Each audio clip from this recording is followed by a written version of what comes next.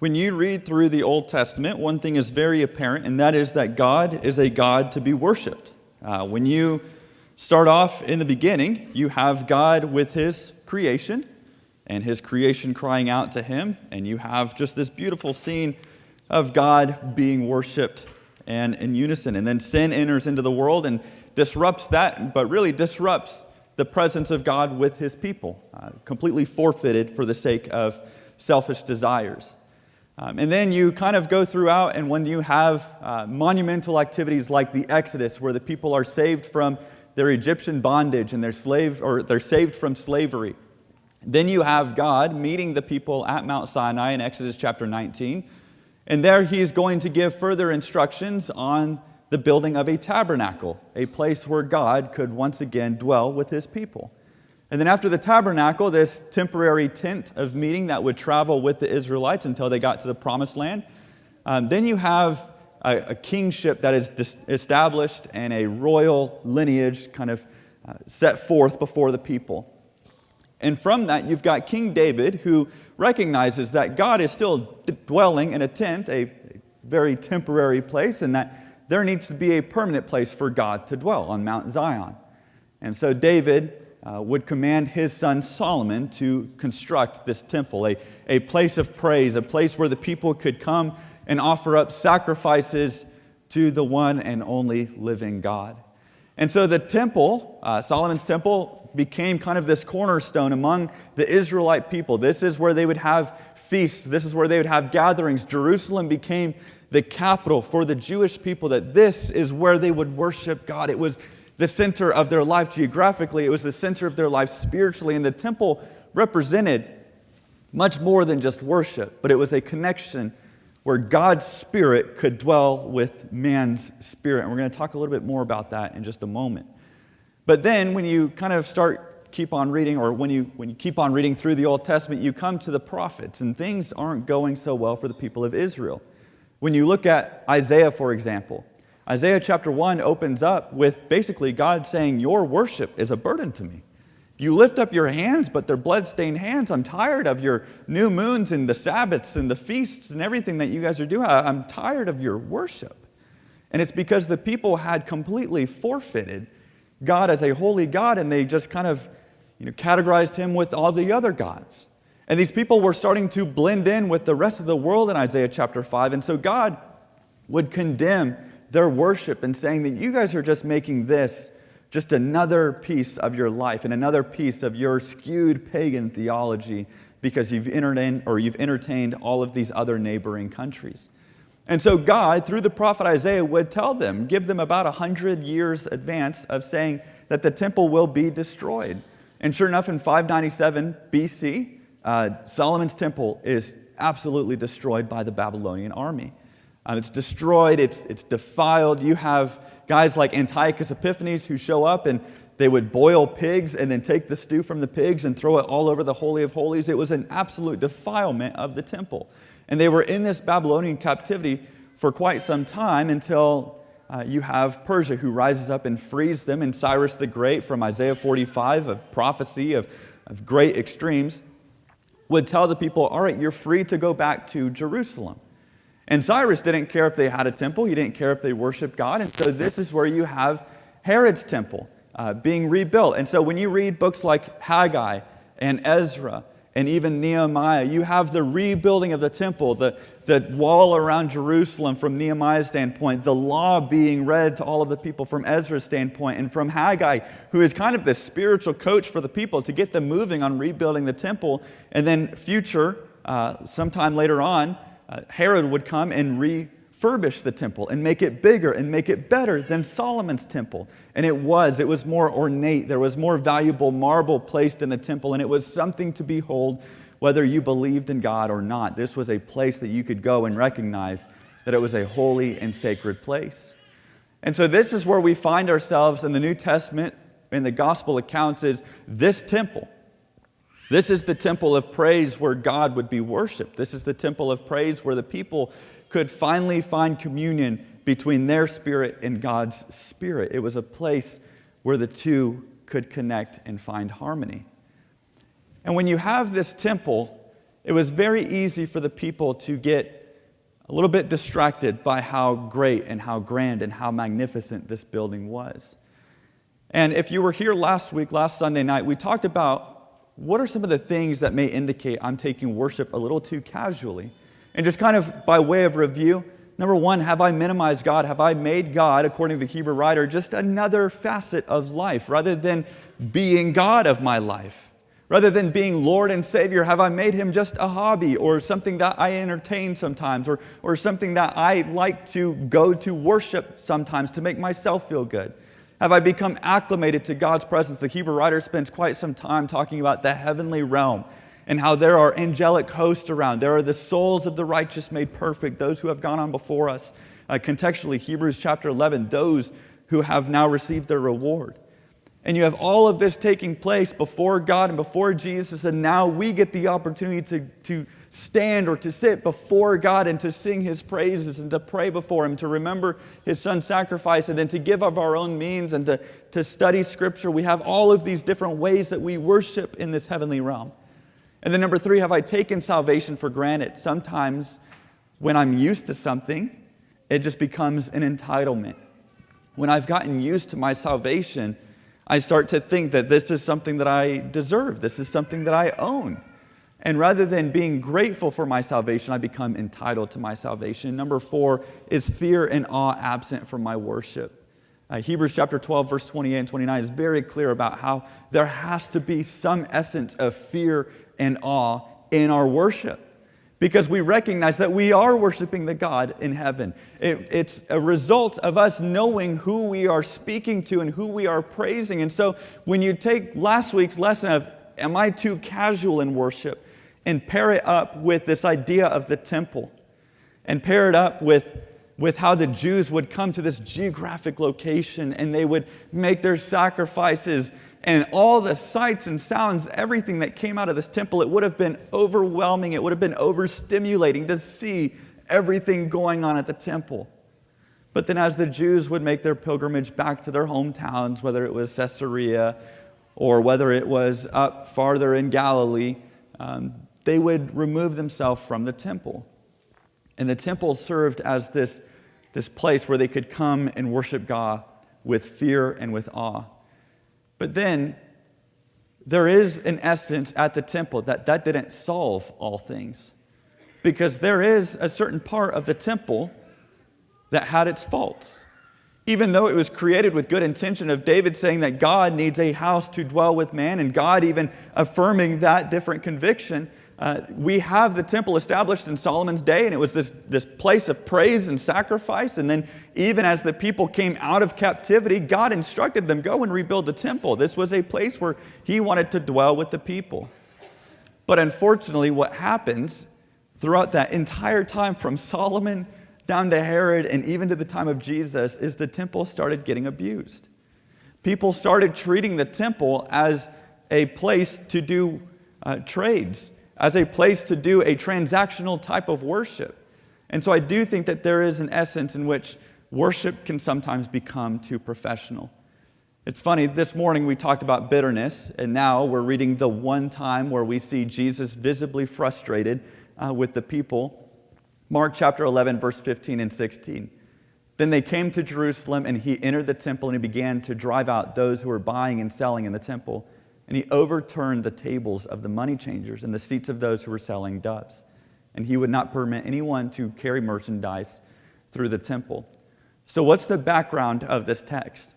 Because Jesus, as the Son of God, Jesus, who is one who is very familiar with the temple, if you remember Luke chapter 2, from a young boy, he would go to temple and he would listen to some of the teachers and entertain some of their teachings and ask questions, and he himself would do teachings. And this was a place that Jesus was familiar with, that he knew. But then as he starts his ministry in Jerusalem, coming down from Galilee and now into Jerusalem, Jesus recognizes as he enters into the temple, they've missed it. And it's because there's a sense in which the formality bypassed the spirituality. And sometimes I think if we're not careful and we're not intentional enough, our formality can override and miss the spirituality of what is worship. Professionalism can cause a missed opportunity for authentic worship. And when we come here to worship as a collective, as a group of believers, and as a family, and as a kingdom, we are doing something that is happening throughout the rest of the world. It is not just North MacArthur Church of Christ. It's also Edmond Church of Christ and Memorial Road Church of Christ and the Church of Christ over in Tanzania and in Cambodia and all across the world. People are doing the same thing, and we're all part of the same kingdom. But unfortunately, sometimes we limit worship to only a Sunday morning or a Sunday night or, hey, occasionally a Wednesday night. We will sing some songs and have a couple prayers, and that's our worship. And we are far removed from the days of the physical temple. But in our minds and our cultures, we have sometimes created this as the temple. And this is the place where sometimes things can get a little too professional. So this evening, we're going to be spending some time about looking at the missed opportunity of worship due to formality and professionalism. Whenever I think about missed opportunities, I can recall several different things in my life that I've missed out on. I have had 21 different vehicles, not because I'm just absolutely rich. It's because I'm a glutton for punishment, and I like buying fixer-uppers, fixing them, and then having fun with them, and then selling them. So that's been a passion of mine for a long time. My dad and I can remember some of our earliest memories are working on cars. And one of my greatest missed opportunities was a BMW Z3 or Z3 as they say overseas. The BMW Z3, it had 30,000 miles on it. It was only a couple $1,000s.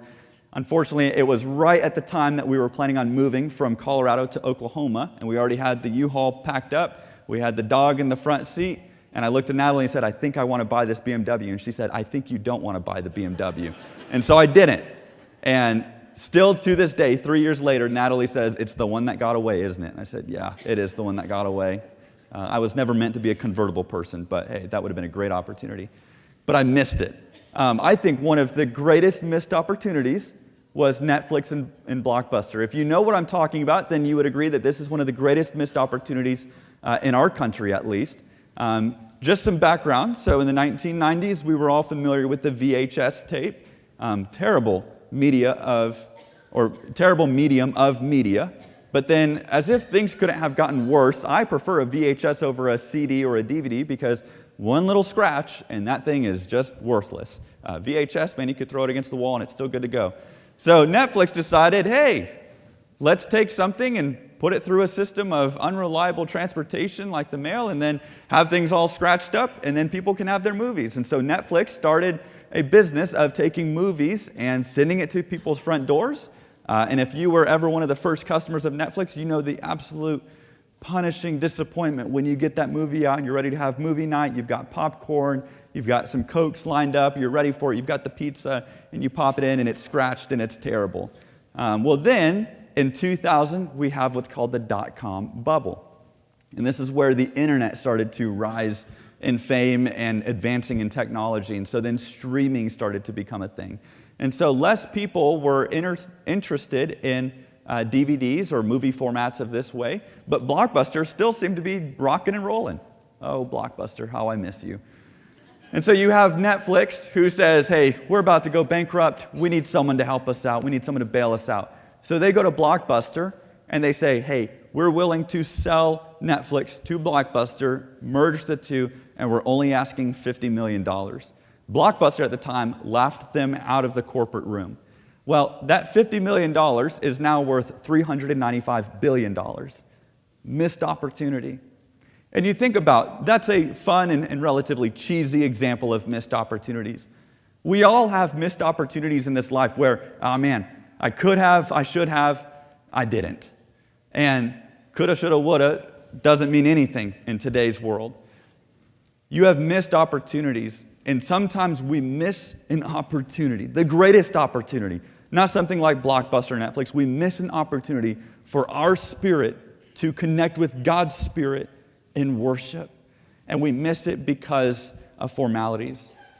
When you open up your Bibles to Mark chapter 11, that's where you see this instance of Jesus going into the temple and cleansing the temple and saying these people need to stop their trading and their buying and their selling and everything that's going on.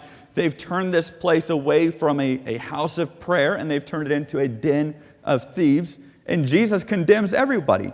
And whether you're reading it in Matthew chapter 21 or in John chapter 2 or in Mark chapter 11, you see Jesus condemn everybody and put a stop to the temple practice. And that would have been quite disruptive for the people at that time, especially the time of year and how many people were in the temple at that time. But Jesus wants to make a point that worship needs to be relational, not transactional. When you read earlier in Mark's gospel, in Mark chapter 7 and verse 7 through 9, you have the disciples who are going about their daily life, and they start eating things with their hands, and the Pharisees and the scribes, the religious leaders of that time, say, whoa, whoa, whoa, you can't do that. Jesus, are you not going to condemn your disciples? They're disrupting the traditions of man. They're disrupting the commandments. And Jesus says this, he references back to Isaiah, and he says, this people honors me with their lips, but their heart is far away from me. In vain do they worship me. Teaching as doctrines the precepts of man, neglecting the commandments of God, you hold to the tradition of men. He was also saying to them, you are experts at setting aside the commandment of God in order to keep your tradition. At this point in Jesus' ministry, he's not afraid, and he never was afraid, to go toe-to-toe with the religious elite of the day. And at this point, Jesus is challenging basically the entire infrastructure of Judaism, from the scribes and Pharisees, the scribes who knew the scriptures, who knew better than what they were teaching, and the Pharisees who had elevated them to a point that it was negating everyone else beneath them. And Jesus says, your heart is far from me, and you're worshiping in vain. And there's an essence there that gets us ready for eventually the temple scene in Mark chapter 11, but Jesus is more interested in a relational worship than a transactional worship. What I mean by that is sometimes, and I know Tim and Jeremy and others have talked about this before, but sometimes the temptation on Sunday mornings is, hey, I was there, I did some singing, I'm good to go. And here's the thing, worship does not save you. That's maybe kind of crazy to say from the pulpit. Worship doesn't save you. Worship is a byproduct of your salvation. I worship because I know that I'm saved. I worship because I know that God did something for me that I can't do for myself. But worship itself can't save me. And so if I have deluded myself into thinking that I'm here because this is how I earn salvation, I've missed it. This is not how we earn salvation. How we earn salvation is by coming to God and obeying Him, and our worship is a byproduct of that salvation, that I get to stand, as the Hebrew writer would say in Hebrews chapter 12, before the throne of God and empty out my praises toward Him. My worship is a product of a relationship that God has formed with me and that I have formed with Him. But it's not something that's transactional. But so much of our life is transactional. I think that's where the lines get blurred sometimes. When I go to the coffee shop and I get my coffee, I'm not trying to build a friendship with the barista in the back. Quite frankly, I don't know if they want a friendship with me, but they're not trying to build a friendship, and I'm not trying to build a friendship. I'm simply there for a transaction. When I go to the bank and I cash my check, I'm not there to make friends. I'm not there to ask life advice of the bank teller. I'm there for a transaction. But when we come here, and let me tell you, when we go outside of these walls and we worship God, it's not a transaction. It's a relationship. It's something that I do to honor and to keep that relationship going and alive. It's something that I'm putting forth to express my gratitude and my praise toward God. Jesus is more interested in the heart than he was their actions. And then he would also say in verse 9, notice how the professionalism comes out. He says you've become experts. You've become professionals at setting aside the commandment of God in order to keep the traditions of man. And so I have to keep in mind when I'm here, I am here to worship God, and everything else is just kind of thrown in. It's just bonus. I'm here to worship God. And the Hebrew writer in chapter 10 would say, I'm here to edify one another. That was Paul's mission in 1 Corinthians, that we are to edify each other with our worship as well. And we're going to look at that in Ephesians chapter 5 in just a few moments.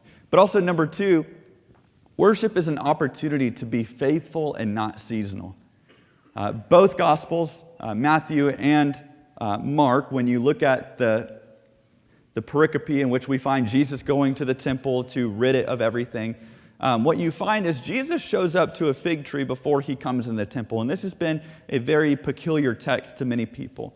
As Jesus walks up to this fig tree, he went to see if perhaps he would find anything on it, and he came to it and he found nothing but leaves, for it was not the season for figs. And he said to it, "May no one ever eat fruit from you again." And his disciples were listening. And Jesus would curse the fig tree. And Mark's gospel says that a little bit after the temple cleansing, they're walking past this fig tree, and sure enough, it's all rotted and gone away. It's dead, and it's no longer useful for anything.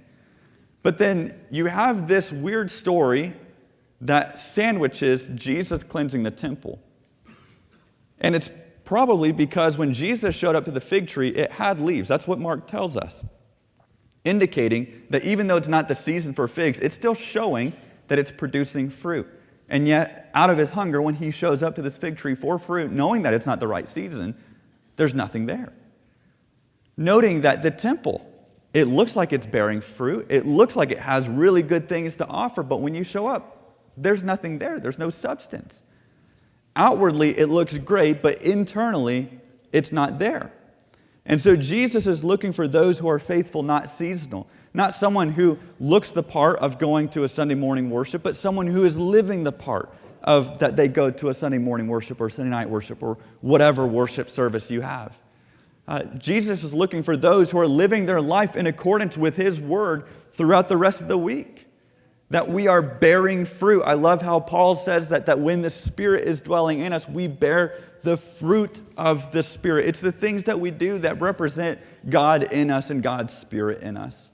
And so there we have this indication that Jesus is far more interested in faithfulness than a seasonal type of worship. And then third, Jesus is more interested in an internal, not mechanical worship. And it's an opportunity for us to take what is inside of us and to give it and offer it up to God, not something that's mechanical. I find it interesting that later in Mark chapter 13 and verse 2, well, in verse 1 actually, the disciples, they're walking around. Meanwhile, this is after Jesus purges the temple and cleanses it.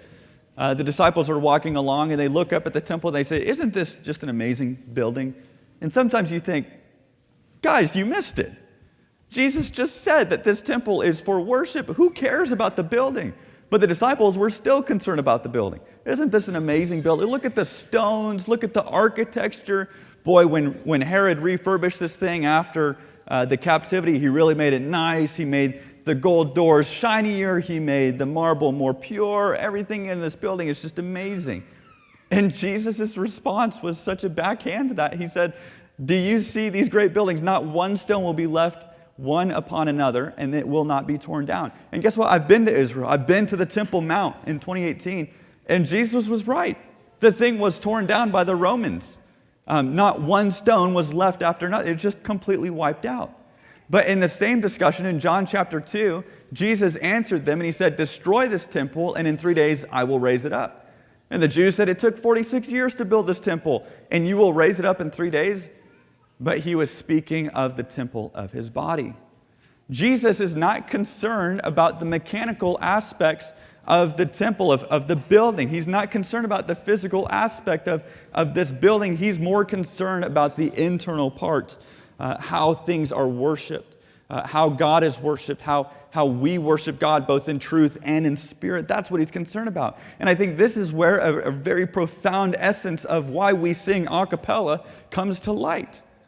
We're not concerned about, wow, that church had an amazing light show. We're not concerned with that band sounded so good today. We're not even concerned about if we sound good.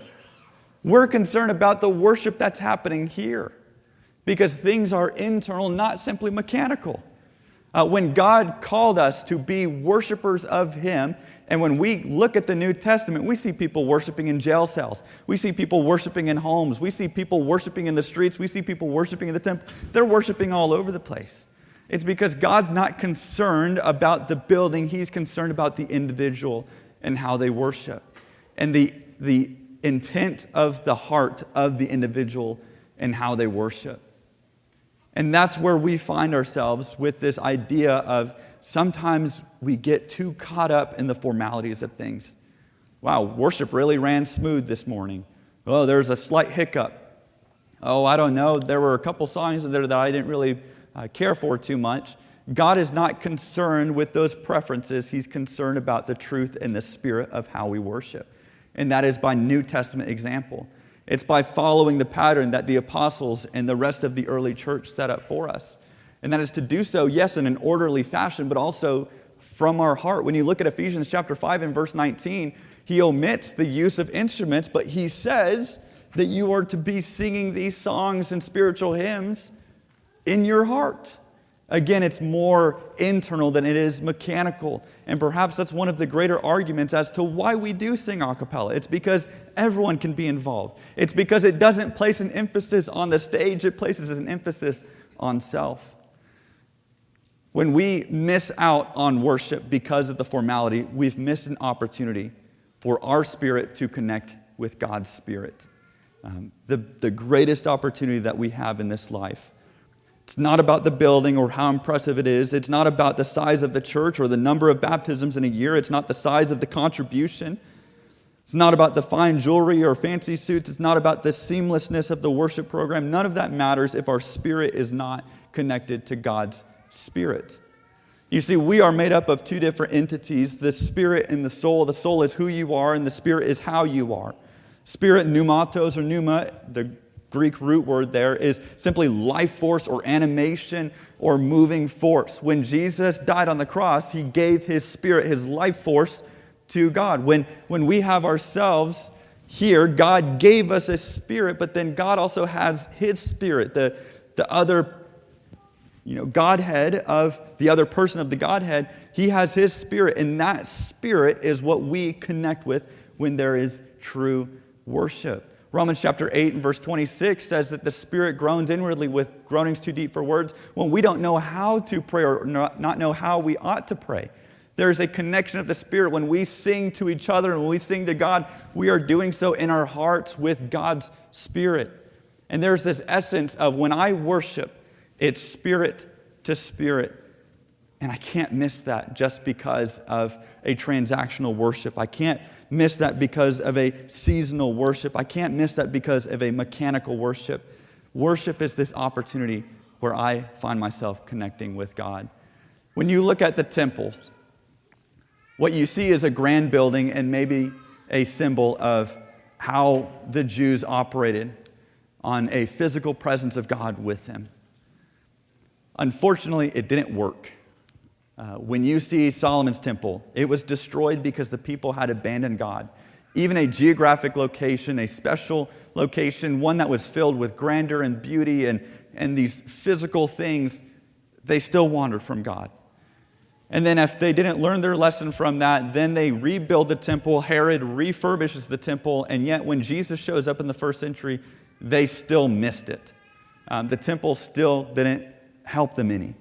And so when I look at worship, it's not about this. It's about me and God and our church family and God. I don't want to miss an opportunity to connect with God's Spirit through my worship. If you're here tonight and you have a certain need or you are wrestling with something that we're not aware of, that you need the prayers of the church, let me encourage you, this is a kingdom. This is not just a group of people. This is an eternal kingdom. And we are here tonight to worship God and to edify one another. And if we can do that tonight, please let it be known together as we stand and as we sing.